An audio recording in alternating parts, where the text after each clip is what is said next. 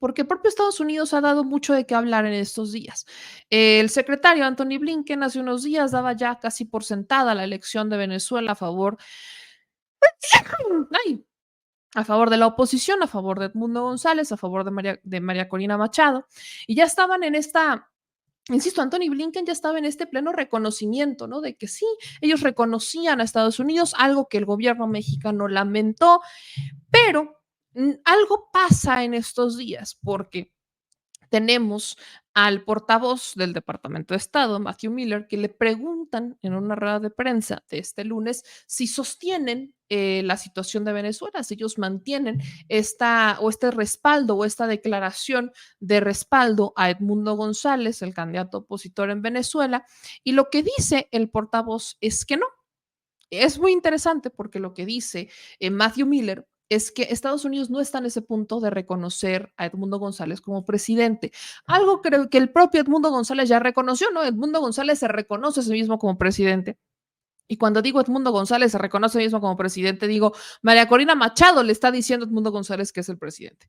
¿Cuáles son los datos que ofrece la oposición? En realidad no están ofreciendo ningún dato. Ellos siguen sustentando que hay un fraude y que estamos hablando de un 40% de votos que tendría María Corina Machado, que no te dicen absolutamente nada. Si tú crees que este 40% de actas que tiene María Corina Machado o que tiene Edmundo González son suficientes para declarar un fraude y decir que Edmundo González ganó, no es cierto, porque en dado caso que efectivamente tengan 40% de las actas, y suponiendo que ese 40% de las actas todas sean a favor de Edmundo González, no te estaría diciendo nada porque la votación en las elecciones Edmundo habría perdido con el 43%. Eso quiere decir que simplemente coinciden las cifras y que Edmundo González tiene las actas donde él gana, que al final de la elección no significa nada, porque Maduro habría ganado con un 51%. Entonces, cuando ves este escenario y ves lo que pasa con Estados Unidos, indudablemente no puedes ponerte a pensar que algo tuvo que ver lo que pasa entre México, Brasil y Colombia. Recordemos que México, Brasil y Colombia mandan una declaración en conjunto, frenan incluso a la OEA que estaba haciendo esta votación para no reconocer las elecciones en Venezuela, y lo que hace México, Brasil y Colombia es pedir, ¿no?, la transparencia en el proceso electoral y que se respete la voluntad del pueblo venezolano. Pero además de esta petición que hace el presidente Andrés Manuel López Obrador, habla, ¿no?, de sentarse o de hablar al menos con el presidente Lula de Brasil, el presidente Petro de Colombia, para proponer un plan de, llamémosle, reconciliación o de resolución de conflictos en Venezuela. Todo esto pasa un fin de semana, pasa parte desde la semana pasada, fin de semana, y entonces tienes ya al lunes al vocero del Departamento de Estado, Matthew Miller, desdiciendo a Anthony Blinken, ¿no? Porque literalmente Anthony Blinken ya había asegurado que iban a reconocer a Edmundo González como candidato, como presidente en Venezuela, y tienes al portavoz de ese departamento diciendo que no, ¿no? Que se van a esperar, que Estados Unidos no está en condiciones de decir exactamente eso y que mejor se van a esperar a que Venezuela resuelva la situación, que de hecho se ponen en contacto con sus socios en la región, especialmente con Brasil, México y Colombia, para encontrar un camino a seguir. Entonces, ¿qué es lo que pasa? Estados Unidos abandona la oposición en Venezuela y dice, ¿sabes qué? Mejor voy y me sumo al posicionamiento que hace México, Brasil y Colombia, que es de respetar el proceso, las reglas del proceso y la decisión del pueblo venezolano, pero además la de proponer este camino para que se resuelvan estas diferencias entre la oposición de Venezuela y el que hasta este momento, según el Consejo Nacional Electoral, gana las elecciones, que es Nicolás Maduro. Entonces, eso es lo que hace Estados Unidos. Indudablemente no puedo dejar de pensar que tiene mucho que ver con pues lo que menciona el propio presidente Andrés Manuel López Obrador, de que pues no va por ahí, sino que se tienen que reconocer las elecciones, los procesos como son en cada uno de los países y que se tiene que velar por una transparencia, nada más. No puede haber, Estados Unidos no puede andar reconociendo, no reconociendo, no le toca a Estados Unidos. Estamos hablando de Estados Unidos, el país cuya la elección presidencial, no la decide el pueblo, la decide el colegio electoral. Y no importa si el pueblo votó en mayoría por un candidato, aún así puede no ser presidente ese candidato y ganar el que elija el colegio electoral. Estamos hablando de un proceso que, así que digas, híjole, qué democráticos, súper, pero ultra democráticos, no me parecen. Pero es nuestra decisión, evidentemente no. Es decisión de los estadounidenses y de su Congreso ver si reforman o no la manera en la que eligen, así como también es su decisión ver si hacen o no modificaciones a sus órganos, por ejemplo, o a sus distintos poderes. Pero hay muchas casualidades, por ejemplo, el caso de la reforma judicial. Aquí en México estamos ante una reforma al Poder Judicial que fue muy criticada por Estados Unidos y ahora tienes al actual presidente de Estados Unidos, Joe Biden, proponiendo una reforma al Poder Judicial de Estados Unidos, que vaya, evidentemente no se compara en nada con la reforma que se propone en México, pero aún así es una reforma a un poder que literalmente era indefinido. Hoy, al menos en Estados Unidos, la reforma de Biden está buscando limitar la cantidad de años que están los ministros en la Suprema Corte. Estamos hablando de gente que estaba por un cargo indefinido hasta que se muriera. Ya después veías quién entraba. Aquí son 15 años, buscamos modificarlos a 9. El punto es que Estados Unidos está tomando decisiones que no me parecen normales para Estados Unidos, pero las celebro, sean como sean, se hayan dado como se hayan dado. El tema es que el asunto de Venezuela evidentemente sigue dando. Hubo ciertas manifestaciones que se dieron por parte de la oposición que en el caso de Venezuela, insisto, no es que me ponga de un lado sí, del otro no, pero creo que también lo que hace falta es combatir la desinformación que existe, o más bien la maquinaria propagandística que existe, y al menos dar un punto de equilibrio para que la gente diga, ah, caray, creo que por ahí no va. Dicho esto, voy a ponerles un fragmento de este video de Juan Carlos Monedero, que él, además de haber estado observando las elecciones en Venezuela, evidentemente es un portavoz de una opinión completamente distinta a la que se ve y se escucha en los medios convencionales respecto a Venezuela. ¿Te acuerdas cuando te contaron lo de las armas de destrucción masiva en Irak? Y cuando te dijeron que Gaddafi iba a pasar a cuchillo a toda una población, aquello justificó el bombardeo de la OTAN. ¿Recuerdas cuando te dijeron que Lula era un ladrón y que por eso había que meterlo en la cárcel? ¿Recuerdas las decenas de acusaciones contra Podemos en España? ¿Te acuerdas cuando Aznar dijo que los atentados de Atocha eran cosa de ETA? Sabes hoy que todo aquello era mentira. ¿Y no será que te están hoy mintiendo sobre Venezuela? Estados Unidos y Europa están perdiendo la batalla geopolítica y económica con el crecimiento y articulación de los BRICS, esa organización crecientemente poderosa de Brasil, Rusia, India, China, Sudáfrica, Arabia Saudí y otros países. La respuesta de esos decadentes como bestia herida es violenta. Y ahí tenemos el auge de la extrema derecha, el acoso y sanciones a países desobedientes o directamente la guerra. No son buenos tiempos para la democracia. La derecha está renunciando al liberalismo y por eso el auge del fascismo en Europa, la guerra en Ucrania, que se podía haber parado hace 2 años, el genocidio en Gaza, las guerras olvidadas en África, Milei, Bolsonaro, Bukele y, por supuesto, el ataque a Venezuela de la supuesta comunidad internacional. ¿Por qué Venezuela es un asunto en tantos países de política interior y no de política exterior? La izquierda se ha dejado acorralar con Venezuela. Así, cada vez que defienden en sus países la sanidad pública, la educación pública, las empresas públicas, medicinas baratas, al margen de las multinacionales, el pago de impuestos por parte de los ricos, le gritan bolivariano y se asustan. Y si se asustan, mal. La derecha global necesita arrodillar a Venezuela para lanzar una advertencia a la izquierda del mundo. Si no obedecéis, os quebramos. A lo mismo que la Iglesia construyó el mito del diablo para que la gente obedeciera, hoy se ha construido el mito de Venezuela para que la izquierda asuma el marco que planteó el hijo de Vargas Llosa, ese que diferenciaba entre una izquierda vegetariana y una izquierda carnívora. La, cuidado, vegetariana era la amable y la carnívora a la carnívora a plomo. Pero por cierto, yo conozco a muchos y muchas vegetarianas que luchan ellos solos como todo un ejército. El tema de las actas, las famosas actas en Venezuela, es todo un guión para construir una mentira. Eso sí, bien armado. En primer lugar, sabotearon el sistema informático del Consejo Nacional Electoral. ¿Electoral para qué? Pues para intentar que no hubiera resultados oficiales. Así podían presentar sus actas y decir que ese era el resultado oficial. Cuidado, ¿eh? Que esas actas pueden ser falsas o pueden ser solo de las zonas donde realmente ganó la oposición. Lo que buscaban era poder decir que el resultado que ellos presentaban era el oficial al estar caído el sistema del Consejo Nacional Electoral. Pero es burdo, aunque ¿qué más da? No es la misma oposición que nombró presidente a Guaidó, sin siquiera actas, sin siquiera votos, y les bastó que se autonombrara en una plaza. No seamos ingenuos. No es verdad que María Corina Machado tenga, como dijo, el 40% de las actas, tiene el 100% de las actas, claro, pero cuidado, ¿qué son las actas? Hay que entender el sistema electoral venezolano, que lleva funcionando más de 20 años y ha cubierto 32 elecciones. En muchos países tenemos urnas físicas, donde se deposita el voto y al final de la jornada se cuentan las papeletas y se hace un acta. En Venezuela no es así, porque en la Cuarta República, la que había antes de que llegara Chávez, el fraude era constante.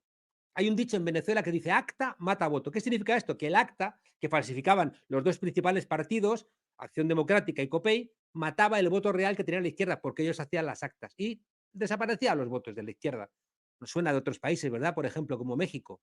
Por eso hicieron en Venezuela un sistema electrónico impenetrable, donde entrar dentro del sistema solo se puede lograr con claves electrónicas, donde todos los partidos que participan, todos, tienen un pedazo de esas claves. Ocurre como con la activación de la bomba nuclear, o están todas las llaves o eso no se abre. Las urnas de nuestros países, las clásicas, en Venezuela son sus máquinas electrónicas. Ahí está la verdad del resultado. En esas máquinas, esas son sus urnas. Y no es lo que digan unos papeles que alguien puede haber hecho con Photoshop. No seamos ingenuos. Donde nosotros tenemos el acta que se hace al final de la jornada electoral, después de contar las papeletas, ellos tienen el resultado que dicta la máquina. Máquina que se ha verificado antes, durante y después de las elecciones. Y que, cuidado, todos los partidos, todos, han validado. Escuchen esto bien, ¿eh? Ningún partido dijo antes de las elecciones que las máquinas no valían, porque siempre han valido para nombrar a gobernadores y alcaldes de la oposición. Son absolutamente fiables. Además, al votar electrónicamente, la máquina emite un resguardo que con la persona o partido al que se ha votado y que tiene una firma digital, que el votante recoge y deposita luego en una caja, que eso se parece a nuestras urnas. Al finalizar la jornada, la máquina electrónicamente hace el acta. ¿Qué es lo que vale? Lo que sale ese acta de la máquina es como nuestras actas de nuestras urnas, por ejemplo, en España. Entonces, los partidos que han aceptado y que han auditado las máquinas, es decir, todos los partidos, porque si no hubieran participado, dan por fiable el resultado de las máquinas. Y el acta que sale, después la firman todos los miembros de la mesa, los testigos igualmente. Es como un ticket largo con todos los resultados, la información de la mesa y las marcas electrónicas que no se pueden inventar previamente. Todos los miembros de la mesa, todos. Y los testigos, los de Edmundo González, los del PSUV, los de todos los partidos de la oposición, reciben su copia. Y además de que la máquina ha mandado el resultado al CNE, el presidente de la mesa mandará también al CNE el acta firmada de lo que llaman el sobre 1. Por si fuera poco, aleatoriamente se abren las cajas con los resguardos del 55% de las mesas y se cuentan los papeles. Recordemos que esos resguardos no son los votos. Los votos son los que se dan válidos, los que dicta la máquina. Y se hace otra acta que una vez más firman todos los miembros de la mesa y meten en ese sobre 1. ¿Qué significa todo esto? Pues que todos los partidos no tienen el 40% de las actas, como mintió María Corina Machado, tienen el 100% de las actas, tanto de los votos de las máquinas como los del 55% del recuento de los papelitos. La oposición ha hecho trampas, además porque ha enseñado actas, no sé si estarían falsificadas o no, muchas veces han falsificado aquí en Venezuela, por ejemplo, las firmas para los procesos electorales. Es muy sencillo con Photoshop, pero cuidado, es que han presentado las actas de los sitios en donde han ganado y los sitios donde no han ganado, porque ese sería el sueño de todos los partidos, que solo se contabilizaran los votos donde ganan. Por entonces no sería una democracia. Creo que ha hecho bien el PSUV y los partidos del gran polo patriótico en no sacar sus actas. ¿Por qué? Esto es muy importante porque a la izquierda en muchos lugares del mundo está diciendo, saque las actas, saque las actas. ¿Sabréis qué hubiera ocurrido? Pues que empezaría una guerra de actas entre los partidos. Y si la oposición resulta que ha falsificado las suyas, y recordemos, repito, que ya han falsificado firmas, empezaría un rifirrafe. No, estas son las verdaderas, no son estas. Y lo que haría es ocultar que el único que verifica la verdad de las elecciones son las actas, resultado de las 30.000 máquinas que dice el Consejo Nacional Electoral. No puede haber una lucha de actas. Es el Consejo Nacional Electoral. El intento de sabotaje del sistema electoral del Consejo Nacional buscaba que no hubiera datos oficiales y que la oposición dijera, nosotros sí tenemos los datos, aquí están las actas. Y por lo tanto proclamarían a Edmundo González, igual que proclamaron en su día a Juan Guaidó. El artículo 155 de la Ley de Procesos Electorales da un máximo de 30 días al Consejo Nacional Electoral para que se hagan públicos los resultados de todas las mesas. Ojalá se adelanten y lo saquen ya. Entonces, ¿qué tendremos? Tendremos que, por ejemplo, en una mesa X, en Petare, pues estarán los resultados que publica el Consejo Nacional Electoral, también estarán las actas que tiene María Corina Machado, las que tiene el PSV, el Polo Patriótico y todos los demás partidos de la oposición, y también los miembros de las mesas. Esas actas tienen que decir todas lo mismo, tener la misma firma electrónica, el mismo código de la mesa a la que pertenecen, tiene que tener el mismo número de votantes, tiene que estar firmado legalmente y sin falsificar las firmas por todos los miembros, es decir, las firmas tienen que ser idénticas en todas esas actas. Claro, entonces se verá sin duda que lo que ha dicho el Consejo Nacional Electoral es cierto. Yo personalmente he verificado que, al menos en una de las mesas, la página de María Corina Machado, donde dicen que tienen sus propias actas, han hecho votar a una persona muerta hace 2 años, hermana de un conocido. Como sea así todo, lo han resumido bien Lula y López Obrador. Que se sigan, como en todos los países, los cauces legales y se publiquen lo antes posible, sabotajes salvados mediante todos los resultados de las mesas, que es lo que se ha hecho siempre por parte del Consejo Nacional Electoral, y lo hará. Igual que, según el cronograma, harán esta semana las auditorías ciudadanas, donde lo más importante es verificar con los técnicos de los diferentes partidos que todo está en orden, que el código interno de la máquina no ha sido modificado, porque eso es lo más importante, porque, repito, la urna es esa máquina. Por último, en la última fase se van a abrir el 51% de las cajas para ver si los resguardos coinciden con lo que ha dicho el voto lanzado por las máquinas. ¿Y sabéis que no hace la oposición golpista? No van a las auditorías cuando pierden. ¿Por qué? Porque así pueden decir, es que ha habido fraude. Por último, como Edmundo González, que insisto, no es toda la oposición, aunque sí la más importante, ha desconocido el resultado, el presidente Nicolás Maduro ha solicitado un amparo a la autoridad competente en un Estado de Derecho. Es lo que hay que hacer. En este caso es el Tribunal Supremo de Justicia, que tiene que hacer una cosa muy sencilla: pedir las actas que tiene la oposición, pedir las actas que tiene el gobierno, pedir el resultado al Consejo Nacional Electoral y cotejar. ¿Creen ustedes que va a presentar la oposición las 30.000 actas? Yo les aseguro que no, porque entonces se les acaba el show. Si las presentaran y lo que dicen es cierto, porque coincide con los datos de las máquinas, es decir, con el resultado que plantearía ahí el Consejo Nacional Electoral, que coincidiría con lo que han votado los venezolanos, es decir, pues nada, se proclama a Edmundo González presidente de Venezuela. Pero ¿qué ocurre si las presentan y son falsas? Estarían cometiendo un delito electoral, sumado al delito de pagar a gente para intentar que la noche de las elecciones hubiera 100 o 200 muertos en Venezuela. Ha sido la inteligencia del presidente Nicolás Maduro al decirle al ejército, a la policía y al chavismo que no hicieran nada, que se estuvieran quietos, y les estaban golpeando. Han estado matando a gente, quemando escuelas, hospitales, autobuses, y les han dicho no respondáis, no respondáis. Porque lo que necesitaba la oposición era que no funcionara el Consejo Nacional Electoral y que hubiera muertos en las calles. En las dos ha fallado. Le queda a la oposición la ingenuidad de algunos que les creen y también la maldad de los que quieren desconocer el resultado con su bombardeo mediático. La OEA es la que validó el golpe en Bolivia contra Evo Morales. No tiene ninguna credibilidad, se lo ha recordado López Obrador. Y el centro Carter, desgraciadamente, sin Jimmy Carter, ha perdido toda su credibilidad y ojalá dedicara sus esfuerzos a observar las elecciones en Estados Unidos. La conclusión es que la derecha global quiere ruido y le da igual un baño de sangre, anular la democracia, invadir un país. Y se lo digo como europeo que tiene, después de 30 años, otra vez una guerra en Europa. Estamos viendo a los jueces en Europa comportarse como los jueces del fascismo. Y estamos viendo también una creciente violencia alentada por los políticos de la extrema derecha. Y déjenme darles un consejo a todos los demócratas del mundo. Lo que pretenden hacer en Venezuela, si les sale bien, es lo que van a hacer en todos los países del continente. Así que, por interés propio, no crean las mentiras de estos mentirosos profesionales que solo buscan confundirnos. Nuestra condición de demócratas se mide en los momentos de desafío y hoy estamos viviendo uno de esos momentos de desafío. No dejéis que os derroten. Pues ahí está lo que dice Juan Carlos Monederos, es para Telesur. Y obviamente también hay que saber quién es la oposición. Se habla mucho de María Corina Machado, que tiene muchos años, que ha sido investigada. De hecho, que hay varias cuentas en redes sociales que dicen que en este momento se encuentra en peligro porque que una orden de aprehensión, que si Maduro la va a secuestrar, que si sí, que si no. Entonces, ahora les voy a poner este video de Alina Duarte, que también fue observadora en las elecciones de Venezuela, pero que además ha ido a Venezuela N cantidad de veces. Entonces, esto es lo que Alina Duarte para el medio de Raíz ha informado sobre quién es María Corina Machado, quién es la oposición en Venezuela. María Corina Machado llama a que los militares se subleven en Venezuela mientras Edmundo González se autoproclama presidente al estilo Juan Guaidó, pero sin tomarse la molestia de salir a las calles y lo hace en un comunicado en Twitter. Pero ¿quién es la opositora venezolana detrás de Guaidó? María Corina Machado Parisca, la nueva estrella opositora golpista, lejos está de ser una novata.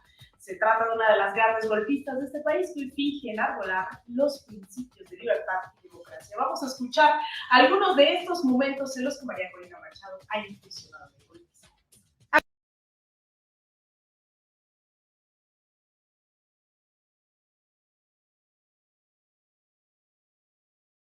Hagamos un breve recuento de los momentos en que María Corina Machado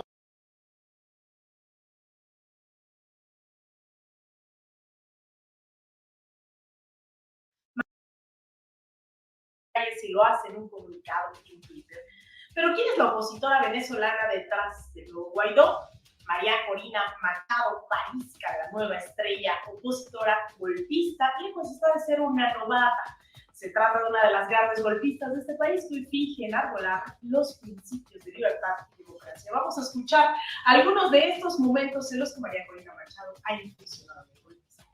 Hagamos un breve recuento de los momentos en que María Corina Machado ha incursionado en el golpismo. Abril del 2002. Mientras las oligarquías daban un golpe de estado a Hugo Chávez y hacían autojuramentarse como presidente al líder empresarial Pedro Carmona Estanga, María Corina Machado firmaría el acta de constitución del Gobierno de Transición Democrática y Unidad Nacional, mejor conocido como Decreto Carmona, que avaló el golpe de estado en curso. Pero como el golpe fracasó, María Corina Machado rechazó haber firmado tal decreto y más tarde diría al New York Times haber estado aquel día en el Palacio de Miraflores solo de visita, pues la esposa de quien se autojuramentaba como presidente era una amistad familiar. Ese mismo año, en 2002, María Corina cofundó la organización Suma, la cual tomó importancia hasta el 2004, cuando a través de la misma convocó a un referéndum revocatorio nacional contra Hugo Chávez. Su organización entonces recibió miles de dólares de la Net Foundation, la Fundación Nacional para la Democracia creada en 1983 para fomentar la lucha anticomunista y promover el injerencismo estadounidense en la región. Entre 2002 y 2003, Machado se sumó al paro petrolero que causó 20,000 millones de dólares en pérdidas para el país, un paro que buscaba desestabilizar y derrocar al gobierno del entonces presidente Hugo Chávez. En 2005, María Corina no tuvo empacho alguno en ir a Washington y ser recibida por el entonces presidente George Bush para ser reconocida por su lucha por la democracia. En 2010, Machado renuncia a la presidencia de su asociación civil Súmate y se postula como candidata a la Asamblea Nacional, cargo que obtiene y del cual es destituida por haber aceptado ser embajadora alterna de Panamá ante la OEA. Sí, de Panamá. Y es que con tal de poder pedir intervención en Venezuela, buscó quien le cediera el lugar, así fuera un momentito.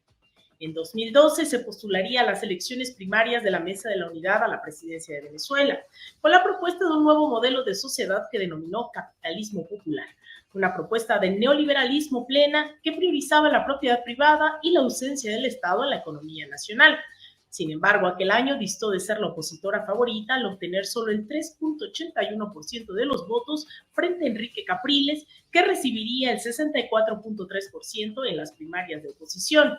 Sus posturas de forzar la salida de Maduro o el uso de la fuerza se volvieron una constante incluso hasta 2019, cuando Juan Guaidó era la estrella golpista en turno. Pero eso no le quitó lo fascista a María Corina. Al igual que otros años, pidió el uso de la fuerza en contra de Venezuela en 2019. En 2015, María Corina Machado fue inhabilitada para ejercer cargos públicos por 15 años, por participar en una red de corrupción y por solicitar la aplicación de sanciones y de bloqueo económico a Venezuela, cosa que se le volvió a ratificar este 2024. Estados Unidos, obvio, no se mantuvo al margen.